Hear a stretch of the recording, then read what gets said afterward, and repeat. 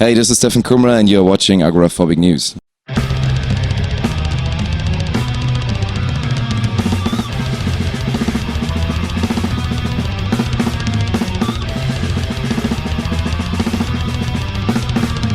Hey, Milos here. Welcome to another episode of Agoraphobic News, this time with Mr. Steffen Kummerer of Obscura. Hello, sir. How are you? Hello there. I'm doing fine. We just arrived over here in Serbia and we're back in Belgrade, fourth time, and we can't wait to play tonight here at Dom Omlade. Yeah, and last time you were here with Death DTA tour, so can you recall that? I definitely recall that as the loudest show on the entire tour. And I remember it was a sold-out show and people went nuts, like people over people over people. I mean, it was amazing because like the venue was, I think, nearly sold out, you know. It felt sold out. I don't remember that completely, but it was completely packed and people were so loud. So good memories, good memories. Absolutely. And are you working on a new album maybe? Because Diluvium was released in 2018, right? Yes, with Obscura we are planning to enter the studio this year, this summer, with a tentative release by early 2021. Awesome. And how many songs do you have right now? Right now, I wrote 5 songs so far. The other guys 4, but we don't know yet what is going to end up in the album. We're in the middle of writing, so it's kind of mixed. It's kind of mixed songwriting as usual. There's not only that one guy writing everything. That was never the case. We always, everybody has its influences, and together we merge at a certain point, write an album, and then it's that record from the band. Yeah, and is it going to be like a concept album or? Well, we just finished a 10-year-long lasting concept with 4 albums, with the latest release, Diluvium, so now we are able to do something completely new. But to be honest, I'm not sure if I want to do another long-lasting concept or if it's just a one-off album. I'm not sure at this point. And, can you explain all 4 concept albums, like from Cosmogenesis to Diluvium? Sure. The entire concept is based on the circle of life, so to say, starting with Cosmogenesis being like the Big Bang, heading over to Omnivium, which is more or less the evolutionary theme. Akroasis is based on find your own consciousness, while Diluvium, because it's a heavy metal concept, is the apocalypse, and everything ends with a Big Bang before it starts once again. And all the 4 records are connected visually with the colors like blue, green, yellow, and the last one like red. Also from the names Akroasis, Cosmogenesis, Omnivium, Diluvium. The songs they are connected as well as some lyrics, and it all related to each other, and was I would say a one thing. Barely, I don't know anyone who did that before, and I'm very proud that we finished it. Even there are different lineups in between. We took like 10 years. We never thought about it will take that long, but we made it happen. We finished what we once started, and that feels really like a big relief. Yeah, awesome. And we have some fan questions for you. Peter Jonovic asks, what was your first guitar? I remember that very well. I bought on the 1st of March a used Jackson guitar. It was called DSK7 or something, a really cheap guitar. And the guy who played together with me in the first version of Obscura called Imitation, Armin Seitz, still owns that guitar.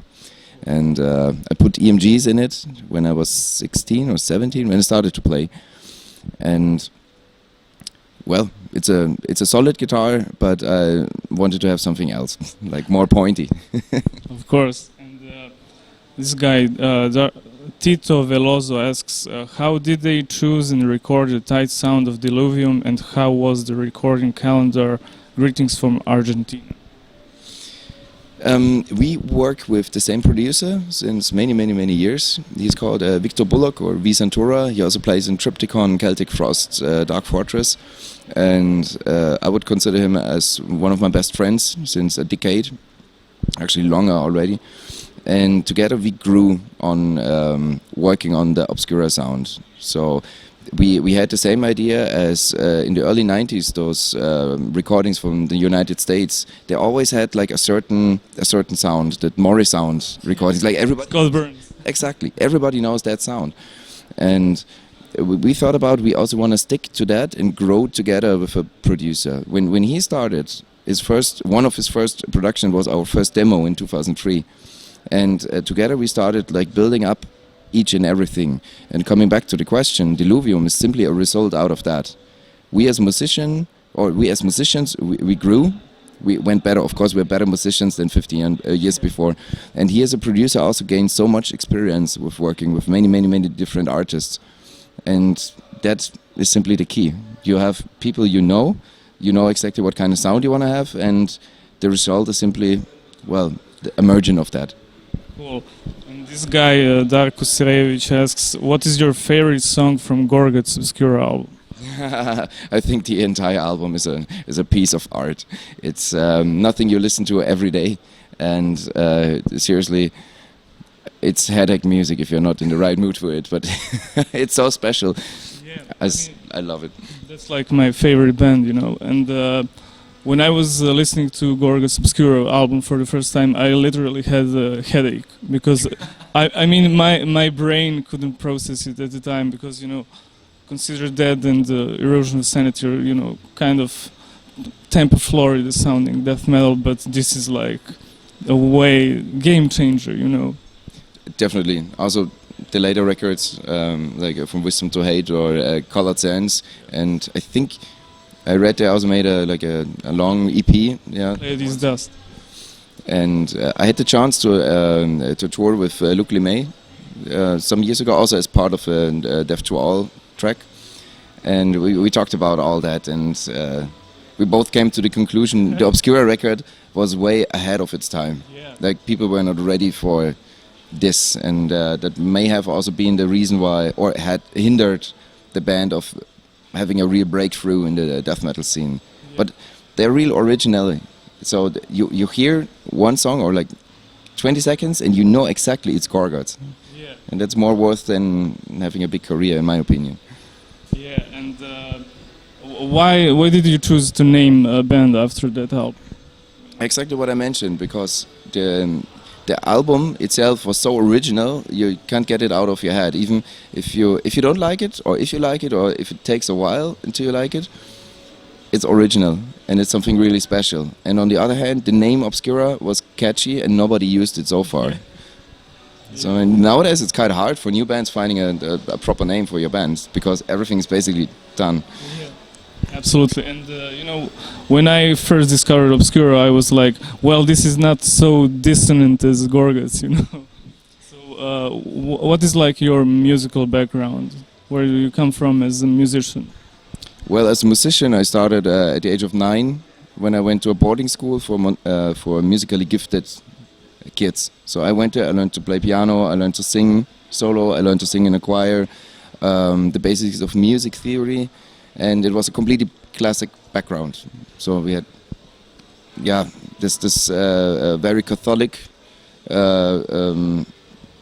branded music, so to say, and. Because it's from Bavaria, right? Yes, that was a school in Bavaria, like in southern Germany, and I couldn't get along with all that.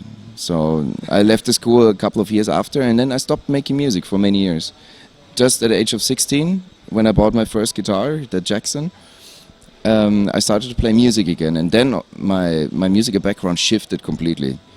From playing piano like Bach, Mozart, into, well, having like the real music like Death, Pestilence, Atheist on the one hand. On the other hand, also Dissection, Unanimated, this Swedish black death metal scene, also the death metal scene from Sweden, at the gates with their more melodic approach than the American scene at that time, attracted me very much. And this is also the reason why, coming back to your point, we as a band sound a little bit more melodic or catchy here and there than, for example, Obscura did, like the record.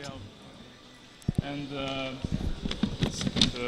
this song, Sermon of Seven Sons, has these robotic vocals, and it reminds me of Cynic, you know. So was it influenced by that band? Definitely. But we had this vocoder sounds already on Cosmogenesis and on all the other records. It became somehow of a trademark, but simply because I thought singing real clean vocals. We also had that here and there, like tiny splinters, but that wouldn't fit too much. And I really like this robotic sounds, not because of all those rappers doing it, getting successful. No, I simply like it because it gives you some kind of futuristic feel. And Intergalactic. well, yeah, universal, however you will call it. But I really like the sound, and I think it gives the music something special. And also here we somehow formed our own musical, not genre, that's too far, but our niche, so to say. We have the fretless bass and those vocoder vocals combined with very technical music, and this somehow is a blend of what we have in mind and how our band sounds, and it became a trademark. On the Illegitimation album, you cover Cynic's How Could I, Atheist's Piece of Time, and Death's Behold, the Flesh and the Power It Holds. So what is like your biggest influence out of these three bands? I would say all the three of them. So we went back into the studio in 2012 to record those covers, simply to put them on this Illegitimation demo, which is basically a collection of the very first 4 demo songs. Some pre-production of Cosmogenesis, and those 3 covers. And those 3 covers, Atheist, Cynic, and Death, they blended exactly where we started with this band. And The Flesh and the Power It Holds was kind of obvious. It was the first song I could ever play on guitar. Cynic, How Could I, is simply that hit from the band. And Atheist, they're not...